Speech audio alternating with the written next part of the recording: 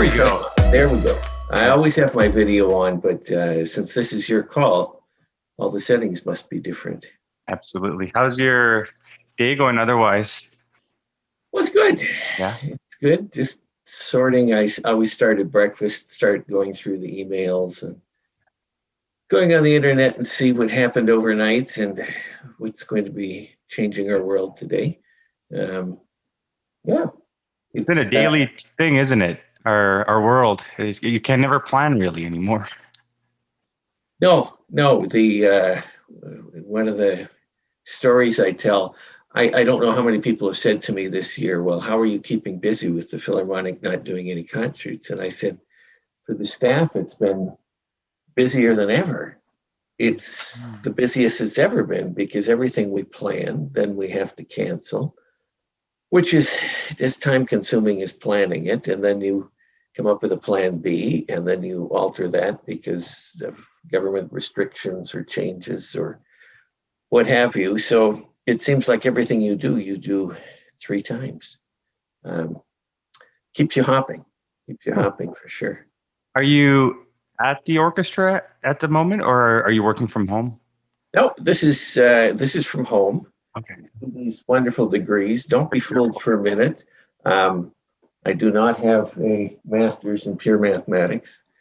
In combinatorics and optimization, I worked the first couple of months, probably like everybody, at the kitchen table, which had a beautiful view, but it disturbs the whole household and is not so comfortable. So I gradually decided, okay, I got to create a home office. And so this is one of my son's former bedrooms. And it's very comfortable. I gradually was able to get all the furniture I wanted as IKEA had home office furnishings in stock again. There was a big run on those. And it's very comfortable. I like it. The best thing that my wife and I ever did in terms of practical planning was decide not to downsize. We love our house. And in COVID, that was just terrific, because we had one of our sons decided to, come back to Alberta. So we had room to accommodate him.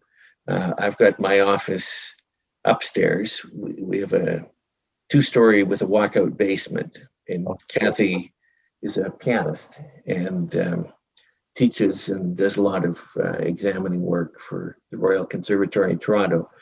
She has her studio down on the 1st floor and we can function without getting in each other's way. Sometimes we can even go for a whole day. And when it's beautiful weather like this, we've got a nice backyard and, we can pop out and get a little fresh air. Has it been difficult, the transition from what life was like before COVID versus what it's been like for you this past year? I'm not sure I would describe it as difficult. Mm-hmm. It's very different. I can't say that it's been horribly unpleasant. I think we're very lucky in where we live. We're not dealing with food shortages. We're not dealing, with we're dealing with a lot of bickering, but I wouldn't say political turmoil. The way some parts of the world are, and so that's all been fine. On the other hand, would I love to see this all over and done with? Yes. I guess the biggest thing is it feels confining. It's not like I'm feeling, I have nothing to do and no ways to occupy myself, but we just losing all those choices, really does something a little bit, clouds your psyche or feels like a bit oppressive, but how we run the rat race of life. Did you find a way to hone in within yourself, maybe realize certain things about yourself that you didn't know, or touch back onto moments of your past and just feel yourself again? Yeah, I would absolutely say that. I've seen, some differences, the, smaller things like I've always been an avid reader. In the last few years, I've been going 100 miles an hour. And working 60 and 70-hour weeks, and the reading sort of fell by the wayside, partly lack of time and partly mental exhaustion.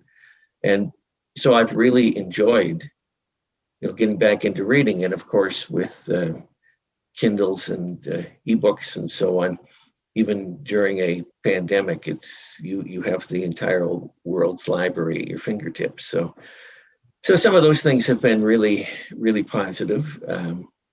I think, my family has always been quite outdoor oriented, and that has continued. And I think just like everybody else, maybe been enhanced in terms of spending more time out there. In the big realization for me was I had just prior to COVID been in discussions about extending my contract with the Calgary Philharmonic, and we were talking about extending it for another 3-year term. It was due to expire at the end of last June. Well, you're 6 years in now, aren't you? I'm 6 years in, and about 5 or 6 weeks into COVID, I talked to our board chair, who is a very dear friend and great supporter of the arts and non-for-profits in general in Calgary, and said, Walt, I don't want to go another 3 years, and he said, I'll go. I suggested 14 months, which I figured would get us nicely through COVID, which would be all over and done some point last fall, back into normal operations, lots of lead time for them to do a search and so on. So most of that was true, and of course it didn't work out in terms of getting back to normal. This whole thing has gone on longer than we thought.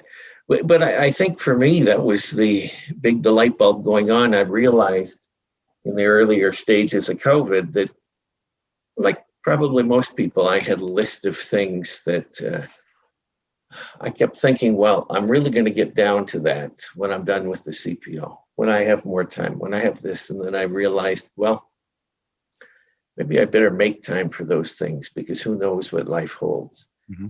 And tomorrow's not guaranteed, right? No, it's not. And I'm not sure I don't think that's a bad thing, but it's certainly something to be aware of. And, if things are important to you, try and get them done now. Was it difficult to say, okay, I'm going to step back from such a great leadership role, a great organization, and say, all right, I'm done. I've done my part, and it's time to move on. That's tough at times to leave, right? When you're at the top and you're like, I don't want to leave yet. It took me quite a while and a lot of thinking to get to that point. Once I made the decision, I've been comfortable with it. I love the Calgary Philharmonic. I've been involved with it on many different levels for many decades, from going as a fan when I was a little kid, going to hear them up in the Jubilee Auditorium, to earlier in my career, doing a lot of extra playing with them, when they needed an extra clarinet player, to a variety of terms on the board. I even served as chair of the board at one point. And then as CEO. So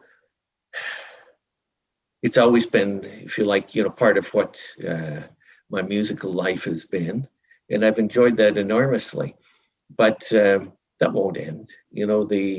I'm not going to sit at home and watch daytime TV. I'm going to, do some other projects, stay involved with some things, that mean a lot to me. And I'll still be there for the Calgary Philharmonic, as a ticket buyer again.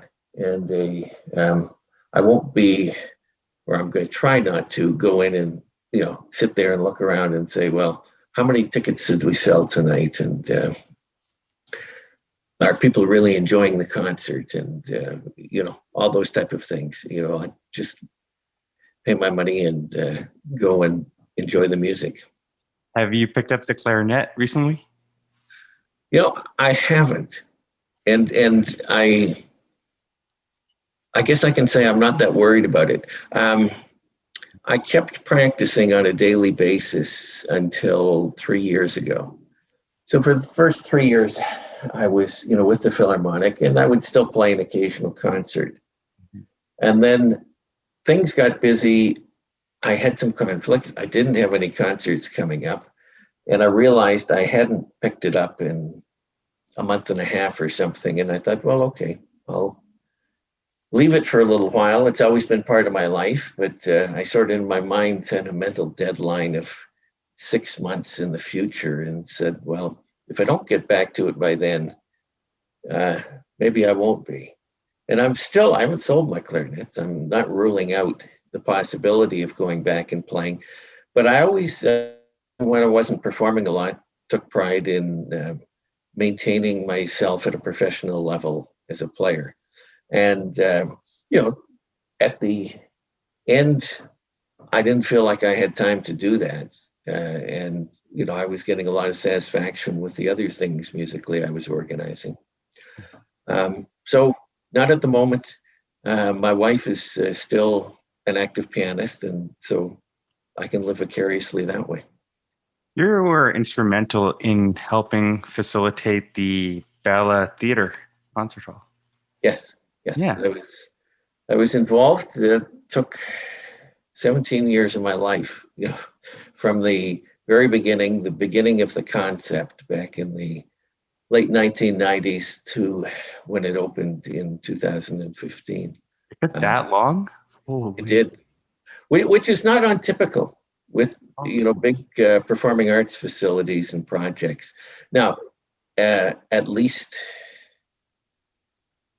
there were a number of years to begin with where we were just getting the concept together and trying to get people excited about it, and talking to government and trying to, get a buy-in, get support for it. And then it had a lot of ups and downs. I remember getting the phone call everybody wants, from the Prime Minister's office saying, the money is in the budget. We just have to figure what program it's going to get funneled through. That was French government.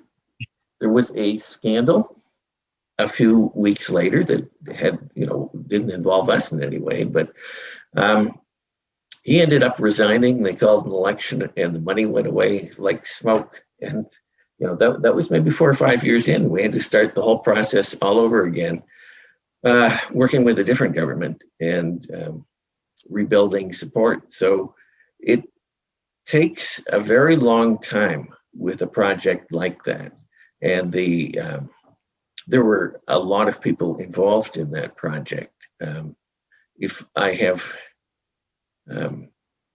one claim to fame in that, it was that, as one of the principals who was involved from the very beginning in the concept, I think I was the last man standing in that everybody else, had retired, changed jobs, changed organizations, and so on by the time the doors finally opened. And true to form, with those type of patterns, I moved into the building for 2 weeks. By the time, they were ready to move my office, I already knew, I was going over to the Calgary Philharmonic. But I thought, well, I spent all this time dreaming about it, working on it. I might as well go move in for 2 weeks. So I did. And I think you deserved it. Yeah. All said and done, are you happy with the project and the outcome of the theater? I think it's an absolutely wonderful theater. I still think it's somewhat underutilized, and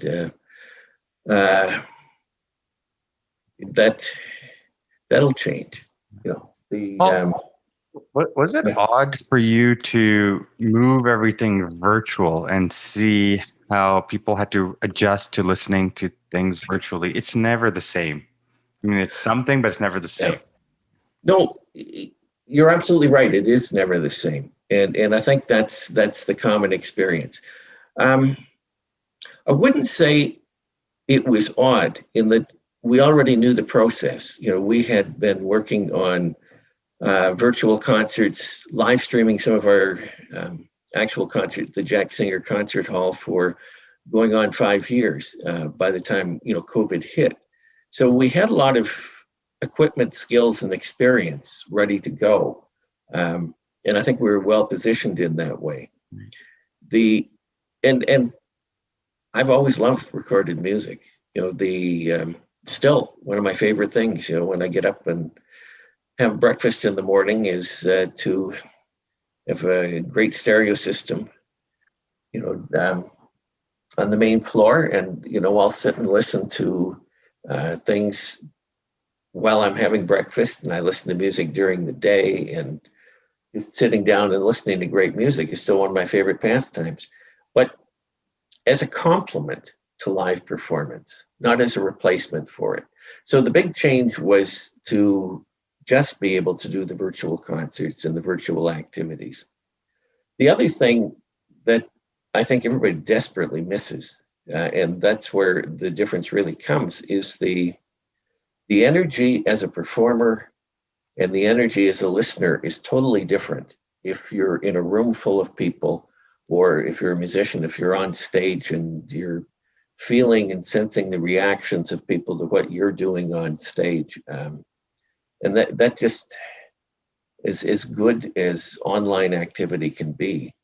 It's not the same in those regards. And I think that's what we all miss. I'm not sure that I would immediately feel comfortable going back, into a big packed house and sitting among the audience. I probably have a few twinges, but on the other hand, I'm really looking forward to it. I'm missing that energy and that sense of anticipation and just sharing the moment with all these strangers. Yeah. It almost feels weird when you don't have your mask on anymore and you go out, you almost feel naked. Like you need it. It's like it's embedded in us now that we need yes. it. Yeah. No, it is. And I know as we get further down the vaccination trail and so on, we'll see more and more people without masks. But if I'm in a public situation these days, like, if I'm out buying groceries or at the farmer's market or something, and I see somebody without a mask, it's like, whoa, what's going on here? It definitely makes me uncomfortable. 100%. It throws me off as well. Yeah. Well, are you and Cathy from Calgary originally, or did you come here? What was that story? Cathy is an original Calgarian, born here, and she was away at school, on a few occasions, for a few years, but essentially, grew up here and has made her career here. I don't go that far back. I moved to Calgary when I was 7 years old. Oh. So I've been here most of the time. I left after high school and went away to study music, actually in the US, in Cleveland and in Chicago, and said I was never coming back. So that's cultural backwater. And by the time, I came back to Calgary in 1982, and with a little more maturity and perspective, I was looking and I thought, wow, that looks like a great place to live. And I was quick to discover it was also a great place to build things and do things. And if you want to create, there's an opportunity to do it here in Calgary that might be more difficult in, a really big established center. There's a real entrepreneurial spirit in Calgary that if you decide something's missing and you want to create something, I think the community tends to support that. 100%. When you look back at your life, did you ever know that this is where you'd be today? Not the pandemic, just what heights you've reached, I guess. Let's say that. No.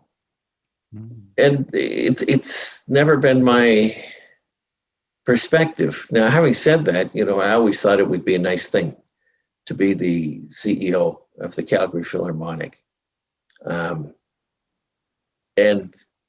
some of the other things, that I'm very proud of that I've achieved. But the way my mind works, even now, as I'm retiring from the CPO, is not looking back and saying, wow, we did all these things. Wasn't that great? It's always, what am I going to do next? And what are going to be the interesting new challenges? And, where do I go from here? I think working from within that perspective has allowed me to achieve some good things.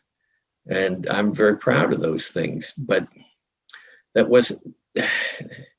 That was never what motivated me. It was the sense that, okay, you can do something new. You can go on and make some changes, hopefully make your community, make the world a better place. Is it leadership that got you where you are, or is it being at the right time at the right place? How did you know, looking back now, connecting the dots? Well, I think it's a combination of those things. I have a variety of skills, but if the one skill that you asked me, what is it that most of your achievements have flowed from, it's the opportunity or the ability to identify opportunity, to look at something, or look at a situation and say, hey, we could do something here, and see what those opportunities were. So aside from that, I'm a good administrator, and I understand what's required to get things done. And I'll also say, with some degree of modesty, that I'm a pretty good fundraiser, because it's not just fundraising, it's just the ability to bring the resources together to get projects achieved, because there's so many great ideas out there. And I suspect there aren't too many ideas that I see floating around that nobody's thought of before. It's just the ability to assemble the pieces and the resources needed to achieve something. Right. Well, who are some of your favorite artists or musicians that you play in the morning? Okay. I mean, there's a lot. I'm not big on the greatest of all time sort of things. I'm an enormous fan of piano. And, I would say, there's a number of people, some connected with Calgary. Yuja Wong is a spectacular pianist. Jean-Ephraim Bavouzet, who was one of the early laureates of the Honen's competition, is a wonderful pianist. Pierre Laurent Amard is a great pianist, particularly with really cutting edge, new, extraordinarily difficult things. Yo-Yo Ma is an inspiration. And I will say, without the slightest hesitation, he is not only a consummate artist and cellist, but a person. How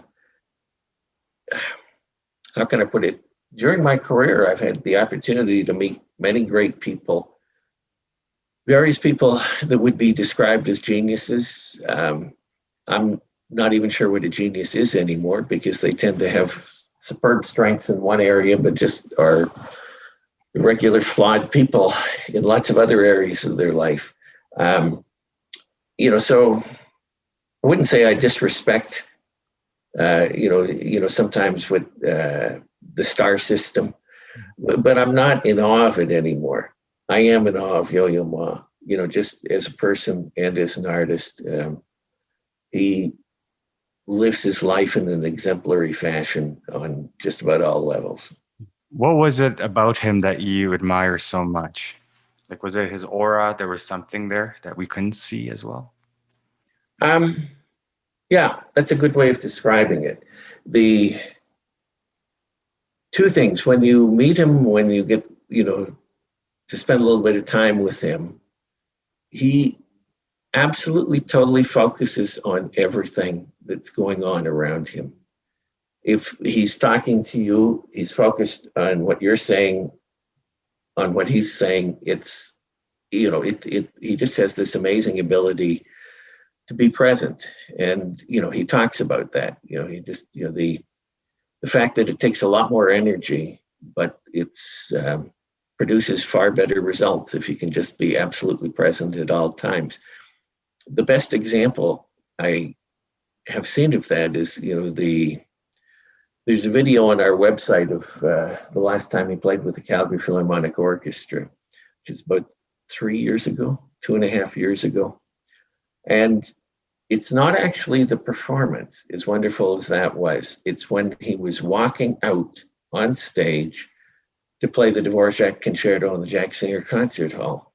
And I still watch that video and I see, as he's walking out, first of all, there's something about him that gets this reaction from the crowd. There's an electricity as he comes on stage. And in the time it took him to walk from the side of the stage to the soloist's podium, it felt like he had somehow made a connection, a direct connection, looking at, with his eyes, with his gestures, with every single person, over 1,700 people in the concert hall. I've never seen anything like it. It's a gift.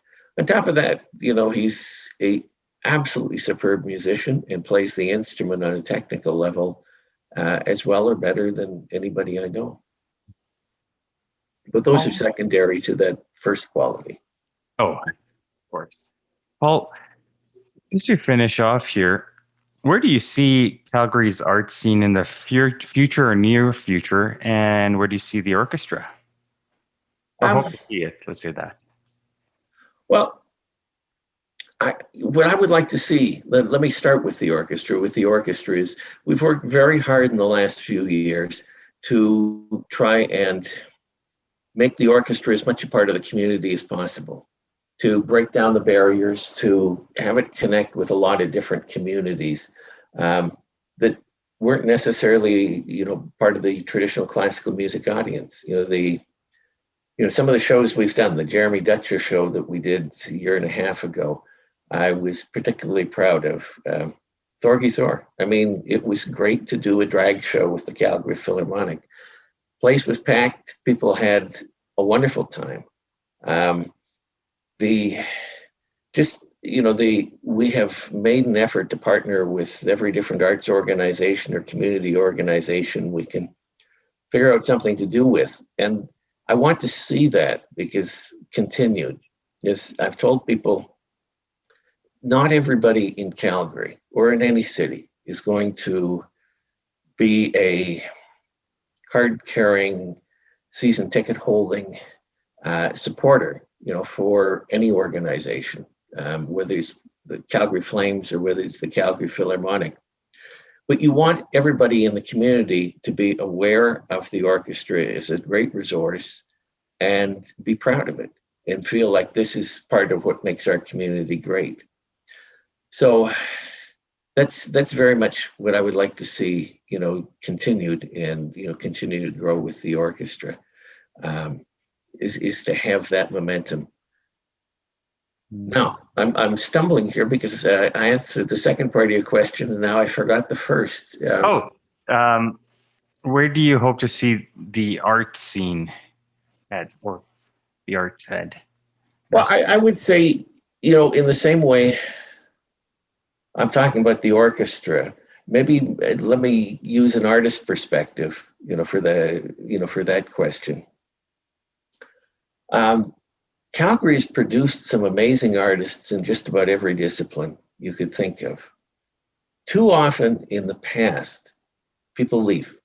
And, they leave for a variety of reasons. I would have to say, with total honesty, the traditionally, the governments, civic governments, municipal, and provincial have not been great supporters of the arts. That has changed, somewhat in recent years, but it's still, we have a traditional attitude that, arts are more of a frill and less of a core to the community. I believe they're the things that give a community its soul. So I want to see the arts connect with the whole community to feed that soul and to understand how important it is, to be meaningful to the community as opposed to just to the people who are traditionally going to come down to your venue and enjoy what it is. And then if that happens, anything is possible. I really think there are spectacular things going on and that have gone on in the city. And at the end of my time with the orchestra, I'm kind of tired of people saying, "Wow, yeah, we should be able to tour. We should be able to do things. We should be able to get people to notice us from elsewhere." And I sort of agree with all those things, but at the same time, I'm saying we should just be proud of what we have. We have such great things here. And if we cultivate, as we come out of COVID, appreciate the need for the arts in the community and the great resources we already have here, they will continue to grow and anything is possible. I've seen a transition over the years where I think the very best people in the world are now, they're happy to come to Calgary and participate and share what they have, the Yo-Yo Ma's and so on. And they're not coming and saying, "Wow, I'm glad I did it. It was sort of a good thing for me to do to help those people in Calgary, because, they need a hand." They're coming in saying, "That's a great orchestra. That's a great theater company. There are, terrific artists. There's terrific writers in this community." So I want to see that. I want to see us build on that, and I want to see Calgary proud and confident about the things it already has. I travel all over the world. Yeah. This is as good a place as you're going to find anywhere. Well, when you look back at your tenure and this phase of your life that you've done so much in, what are you most proud of yourself for? The thing I'm most proud of is creating opportunities. I spent the first part of my career, not just as a performer, but I would say primarily as an educator, and identifying and creating opportunity for wonderful young talents, not just the ones who went on to become famous artists, but also the ones who just learned to love the arts, learned to love music in particular, and understand how important it is to our identity as human beings, and how it allows us to share and share experiences with other human beings. So I would say that's what I'm proudest of, and that's what I'm going to be continuing to be professionally involved with after I leave the orchestra. I've always been very proud. We have a wonderful international summer program, Morningside Music Bridge. I was one of the founders. We started that program in Calgary in 1997. It brings, on a full scholarship basis, some of the best young, 12 to 18-year-old classical artists from around the globe. To somewhere to work for 5 weeks with some of the best musicians, from around the globe, teachers and performers. And it operated in Calgary for many years. We started it here. We run it in Boston now at the New England Conservatory every summer. And I'll continue as the executive director of that. And I have been the executive director for a number of years, in addition to my role with the Philharmonic. But I guess that's where I spent most of my career, and the most satisfying thing, is creating those opportunities for other people to learn to express themselves. And I was talking about identifying opportunities, teaching them how to identify their own opportunities and develop their careers and lives through it. Perfect. Thank you so much for your time today, Paul. Well, thanks, Zach. I hope I didn't run on too much. No, it was fun. Yeah, no, and you know what? It's informative. People don't get to hear a different side of you. You know, they see what they read and a picture. No, it's true. And this is, I think, one of the things that has changed so much with media and with communication journalism, being able to do things like this. You know, it used to all be the newspaper, and an occasional magazine, and now those are the dying artifacts. So, do you ever have Zoom fatigue? I do. I'm looking, on my bulletin board behind the computer. I put up all my Zoom meetings and codes for the day, and there's usually I have 6 or 7. So by the time I get done, I go out and I sit in the backyard. I sit in the back patio and enjoy the evening and watch the birds. I don't want to look at the screen anymore. Oh, it's good. Blue. What is it? Blue screen. It's not good for our eyes either. So. No, they get tired. Yeah. Thank you again, Paul. I appreciate it. Okay. Thanks, Zach. Have a great day. You as well. Bye for now.